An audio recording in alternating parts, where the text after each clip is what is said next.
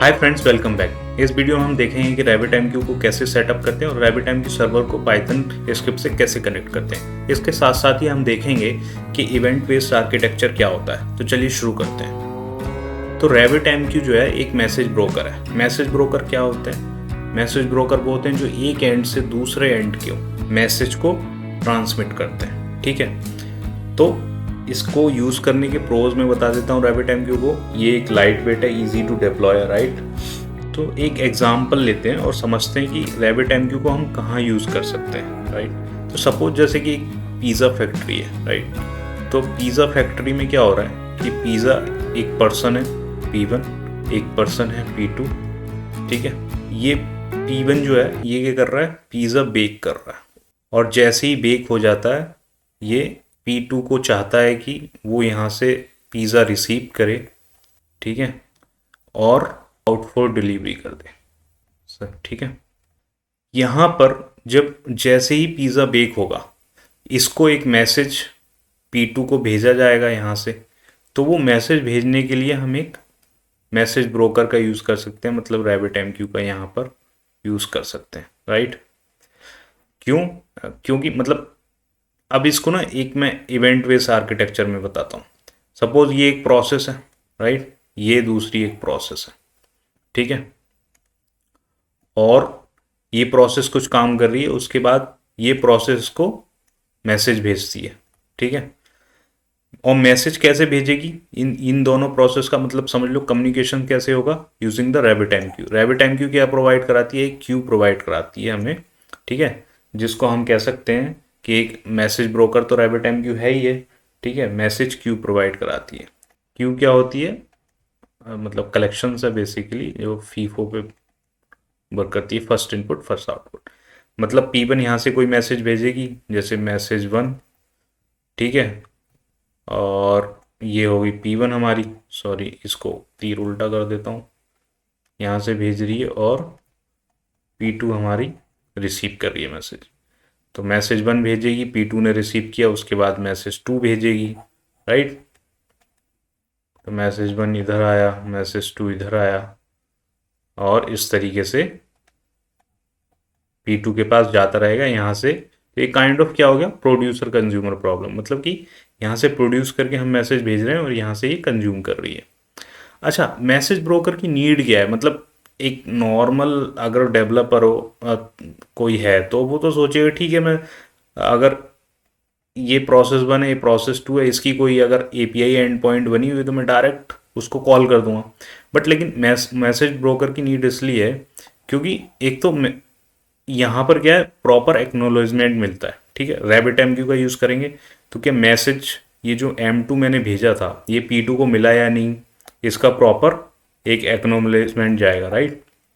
दूसरा दूसरा ये कि फीफो ऑर्डर में है, मतलब जो पहले मैसेज भेजा है तो वो पहले ही कंज्यूम होगा, बाद में नहीं होगा, राइट। और एक साथ हम कई सारे मैसेज भेज सकते हैं और कई सारी क्यूज हम यूज़ कर सकते हैं RabbitMQ के साथ। मतलब एक क्यू ये हो गई Q1, एक क्यू ये हो गई जिसमें हमारा और मैसेज जा रहे होंगे, एक 3 क्यू, और सब साइमल्टेनियसली हम भेज सकते हैं, राइट। तो RabbitMQ का यूज़ ये है। दूसरा हमने अभी लास्ट वीडियो में देखा था कि अगर लॉन्ग रनिंग टास्क है उसको हमारा जो वेब सर्वर पे चल रहा है तो उसको हम बैकग्राउंड में कैसे रन करा सकते हैं, ठीक है ना। हमने सैलरी का यूज़ किया था।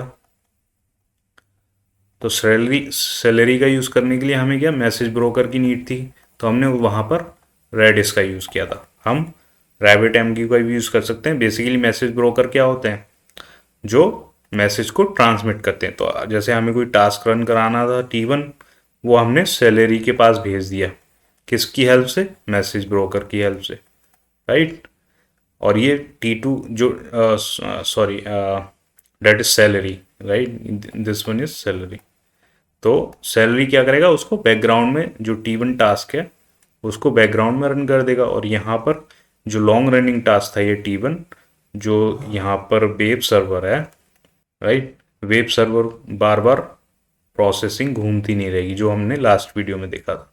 तो आई होप कि RabbitMQ का समझ आ गया होगा। मैं एक एग्जांपल और छोटा सा लेके बताता हूँ, ठीक है। जैसे कि एक लॉगिन फॉर्म है या रजिस्ट्रेशन फॉर्म है, राइट। यहाँ पर यूज़र क्या करता है, अपनी ईमेल, यूज़र नेम, ठीक है, एड्रेस, पिन कोड सब भरता है। उसके बाद एक प्रोसेस है हमारी, राइट, P1। वो P1 प्रोसेस क्या करती है, ये सारी वैल्यूज़ लेती है और इन सारी वैल्यूज़ को यूज़र के ईमेल करती है एज अ PDF, ठीक है। अब इस प्रोसेस को PDF में, ये सारी वैल्यूज़ को PDF में कन्वर्ट करने के लिए टाइम लगेगा, राइट। लॉन्ग रनिंग टास्क है, टाइम कंज्यूमिंग टास्क है। तो उस टाइम को हम बचाने के लिए मैं चाहता हूं कि जैसे ही यूज़र यहाँ सबमिट बटन दबाए, यूज़र रजिस्ट्रेशन फॉर्म का या लॉगिन फॉर्म का या यूज़र डिटेल फॉर्म का, ठीक है, तो जैसे ही सबमिट बटन दबाए वैसे ही उसके यूज़र के पास मैसेज आ जाए कि हाँ, we have send you the mail, right, ठीक है। और वो भले ही वो लॉन्ग रनिंग मतलब बैकग्राउंड में यहाँ चलता रहेगा, जो PDF क्रिएट करने वाला जो प्रोसेस है वो बैकग्राउंड में चलती रहेगी, और हो सकता है कि इस मैसेज के बाद में क्या मतलब 1-2 सेकंड या 2 मिनट 1 मिनट के बाद में मेल आए, लेकिन ये प्रोसेस यहाँ पे वेब सर्वर पे नहीं चलती रही, राइट। ये जो प्रोसेस है यहाँ पे, ये जो गुल्ला है, राइट, दिस वन, ये यहाँ पे ये नहीं घूमता रहेगा, ये और एकदम जैसे ही सबमिट होगा उसके बाद हमारे पास मैसेज आ जाएगा, और मतलब मैसेज या नोटिफिकेशन हम वेब पे शो कर सकते हैं कि हमने आपको ईमेल भेज दिया है, राइट। और बैकग्राउंड में ये प्रोसेस चलती रहेगी। तो ये हमने लास्ट वीडियो में किया था सैलरी का यूज़ करके, आप लोग देख सकते हो। नाउ इस केस में भी हम क्या कर रहे थे, मैसेज ब्रोकर का यूज़ कर रहे थे। मतलब मान लो कि 1000 यूज़र हैं, तो 1000 ने जो भी डिटेल भेजी तो वो as a T1 T2 T3 करके इस प्रोसेस के पास जाएंगी, और ये प्रोसेस क्या करेगी, message as a sorry background process को चलाएगी और मेल कर देगी इसको, ठीक है। अब RabbitMQ को समझते हैं। ये बैकग्राउंड हमने समझ ली, RabbitMQ क्या है वो हमने देख लिया। तो RabbitMQ जैसे अभी हम देख रहे थे कि एक प्रोड्यूसर है, मतलब जनरल वे में तो यही होता है ना, और एक कंज्यूमर है, राइट।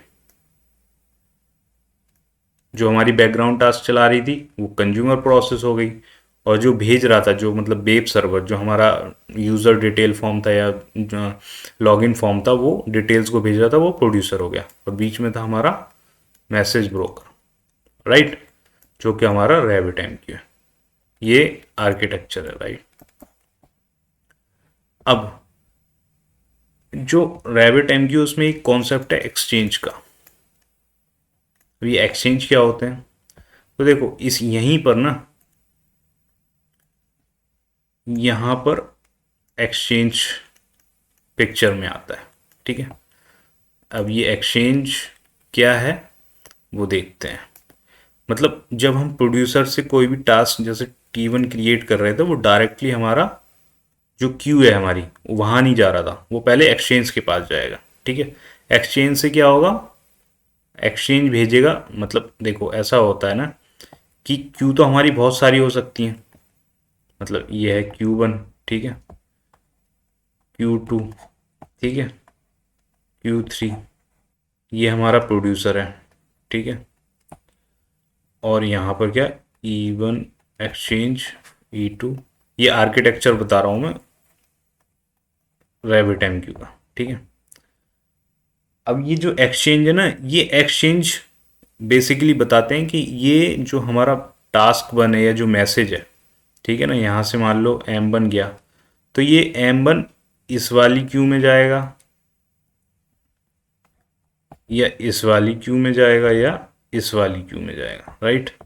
ये तीनों में ही जाएगा, या एक ही क्यू है तो अगर तो डायरेक्ट हो गया तो एक ही क्यू में चला जाएगा, ठीक है ना। तो ये एक्सचेंज के टाइप्स क्या होते हैं वो मैं बताता हूँ, टाइप्स ऑफ एक्सचेंज,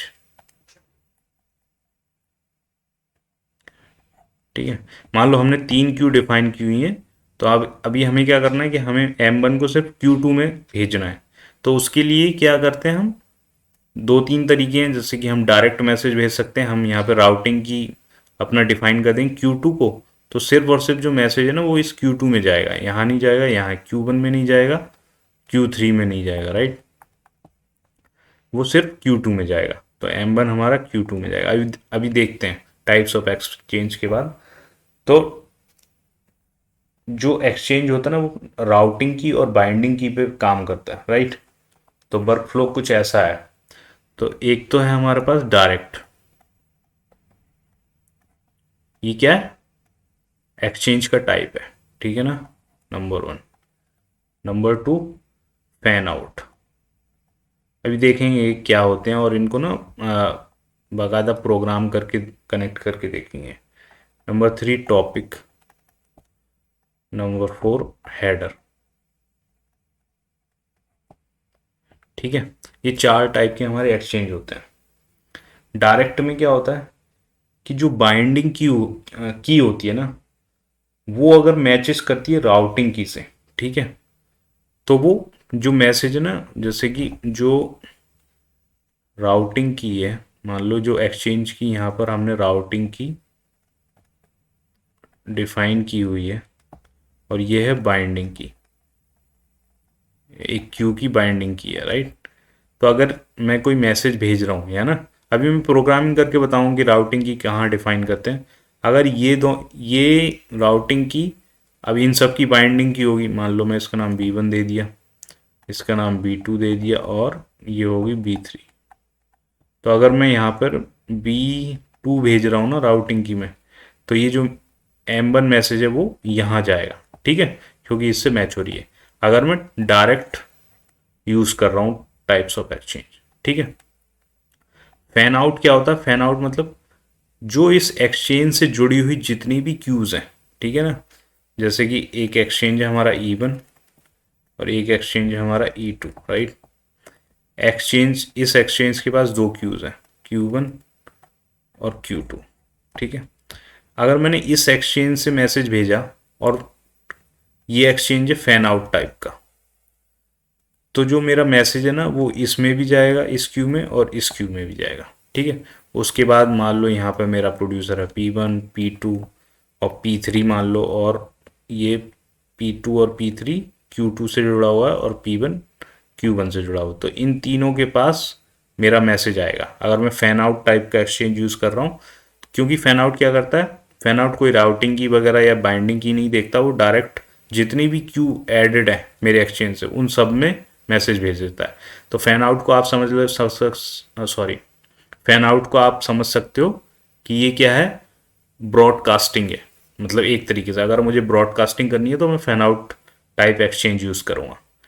टॉपिक में क्या होता है, तो जो राउटिंग की है ना, वो राउटिंग पैटर्न्स के साथ ना इस स्पेसिफाई की जाती है और मैचेस होनी चाहिए। तो जैसे अगर मैं राउटिंग की यूज़ कर रहा हूँ, भेज रहा हूँ, वो मैसेज की अगर राउटिंग पैटर्न से मेरी मैच हो रही है, ठीक है, तो और मैं टॉपिक एक्सचेंज यूज़ कर रहा हूँ, तो वो उस क्यू में जाएगा। समझ रहे हो। हेडर में क्या होता है, जो मैसेज के हेडर में ना हम एट्रीब्यूट करते हैं राउटिंग की को, ठीक है। तो हेड जो मैसेज का हेडर होगा ना, वहाँ पर हम राउटिंग की डाल देंगे जिससे वो मैच हो पाएगा कि हाँ ठीक है इस क्यू में जा रहा है या इस क्यू में जा रहा है। राउटिंग की क्यू की होती है, राइट। तो टाइप्स ऑफ एक्सचेंज होपली थोड़ा बेसिक समझ आएगा। अभी प्रोग्रामिंग करेंगे तो उसमें थोड़ा और अंडरस्टैंडिंग आएगी। तो सीधा सीधा अभी ठीक है प्रोग्रामिंग पे ही चलते हैं, ठीक है। तो प्रोग्रामिंग के लिए मैंने क्या किया हो ना, ये एक बेसिक कोड है, ठीक है, बेसिक कोड है जो हमारा रैबिट MQ को कनेक्ट करता है, ठीक है। लेकिन उससे पहले सेटअप करने के लिए क्या करना चाहिए, जैसे विंडोज़ के इंस्टॉलेशन के लिए इजी है रैबिट MQ, कुछ नहीं करना है, बस ये EXE डाउनलोड करनी है, इंस्टॉल मार दो। मैं उबंटू यूज़ कर रहा हूँ, उबंटू के लिए ये साइट जो है मैं डिस्क्रिप्शन में डाल दूँगा। तो यहाँ से ये स्टेप्स दिए हुए हैं सारे।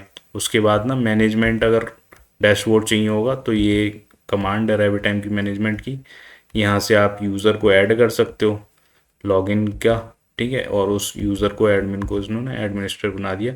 15672 पोर्ट पे चलता है, तो कुछ इस तरीके से दिखता है रैबिट MQ पोर्ट, ठीक है।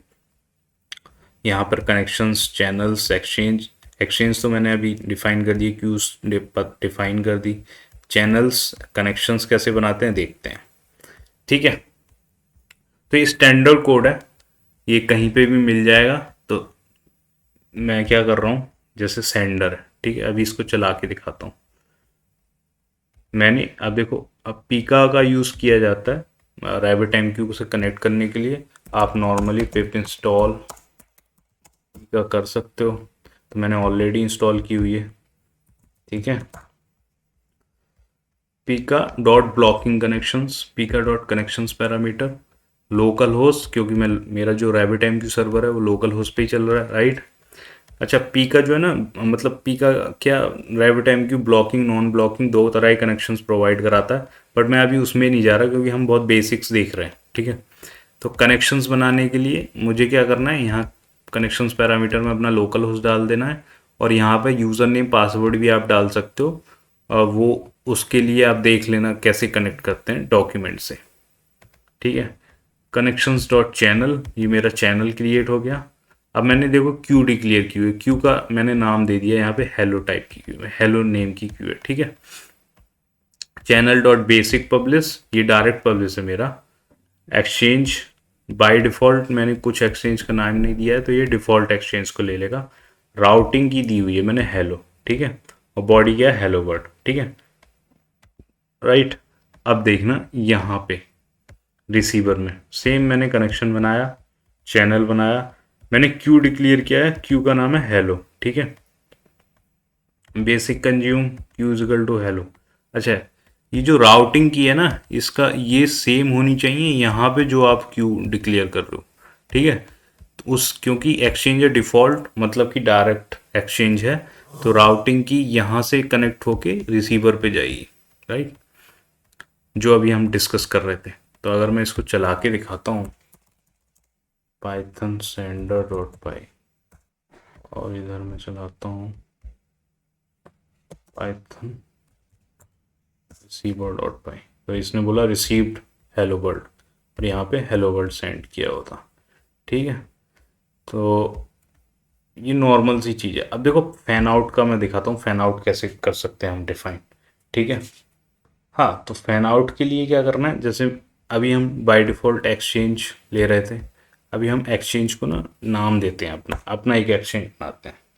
तो एक्सचेंज बनाने के लिए channel dot exchange declare, right, exchange is equal to, let's say मैं इसका नाम लॉक्स दे देता हूँ, ठीक है। एक्सचेंज टाइप, अब मैं फैन आउट डिफाइन करता हूँ, एक्सचेंज टाइप मेरा, ठीक। और जब मैं पब्लिश करता हूँ तो यहाँ पर एक्सचेंज का नाम दे देता हूँ मैं लॉक्स, ठीक है। राउटिंग की कुछ नहीं देनी है अब, क्योंकि हम फैन आउट कर रहे हैं, मतलब उसमें क्यू पे डिपेंडेंसी नहीं है। एक्सचेंज के साथ जितनी भी क्यू कनेक्टेड होंगी ना, वो सब पे मैसेज जाएगा। बॉडी का नाम मैंने हेलो वर्ल्ड दे दिया, ठीक है। ये मेरा एक्सचेंज बन गया फैन आउट टाइप का। अब रिसीवर पे क्या करना है मुझे, मेरा कनेक्शन और चैनल बना हुआ है, ठीक है। अब मुझे सेम वही लाइन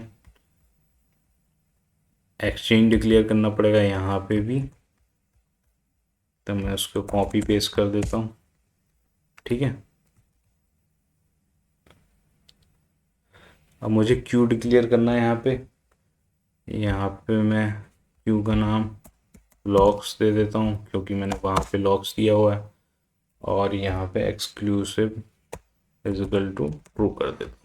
एक्सक्लूसिव ट्रू करने का मतलब ये है कि जैसे ही मेरा मैसेज आके मैंने रिसीव कर लिया ना, मेरा कनेक्शन टूट गया, ठीक है, वैसे ही मेरी क्यू ना वो ऑटोमेटिकली रिमूव हो जाएगी, ठीक है, मेमोरी से डिलीट हो जाएगी। इसको मैं देता हूँ रिजल्ट, सेम कोड है, क्यू नेम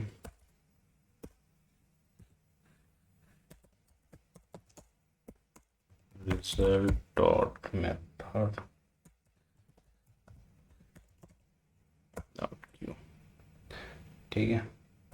अब इस क्यू को बाइंड करते हैं, channel dot queue dot bind, exchange to log site queue is equal to queue name. ठीक है, ये तो मेरा कॉल बैक है, बेसिक कंज्यूम किया। क्यू क्या है मेरी, क्यू नेम। ठीक है, कॉल बैक ऑटो। ठीक, ये मेरा फैन आउट टाइप का एक्सचेंज। ठीक है, अब चलो इसको फिर से रन करते हैं। हेलो वर्ल्ड सेंड किया मैंने, इसको मैं हटा देता हूँ। Received hello world, right. तो इस तरीके से हम फैन आउट क्यूज और सॉरी फैन आउट एक्सचेंज को डिक्लेयर कर सकते हैं। तो अब जैसे इसका मतलब एग्जाम्पल अभी हमने देख ही लिए थे, बट एक चीज़ और बताएं, जैसे कि नॉर्मली ब्रॉडकास्टिंग में भी हम इसका यूज़ कर सकते हैं, बट इसको एज अ चैटिंग सिस्टम नहीं देखना। जैसे कि चैटिंग मतलब ऑनलाइन अगर चैटिंग सिस्टम के लिए क्या हम इसका यूज़ कर सकते हैं, नो आई वुड से कि रैबिट एम क्यू वगैरह का यूज़ करना उस केस में ज़्यादा सही नहीं है। हाँ, टू प्रोसेस कम्युनिकेशन या इंटर प्रोसेस कम्युनिकेशंस में हम इसका यूज़ कर सकते हैं। अगर चैटिंग प्रोग्राम बनाना है तो उसके लिए आई वुड रिकमेंड कि वेब आरटीसी वगैरह यूज़ करना ज़्यादा इजी है और बेटर है। ठीक है, ओके, सो आज के लिए इतना ही। होपफुली थोड़ा बहुत कुछ समझ आया होगा। Thank you.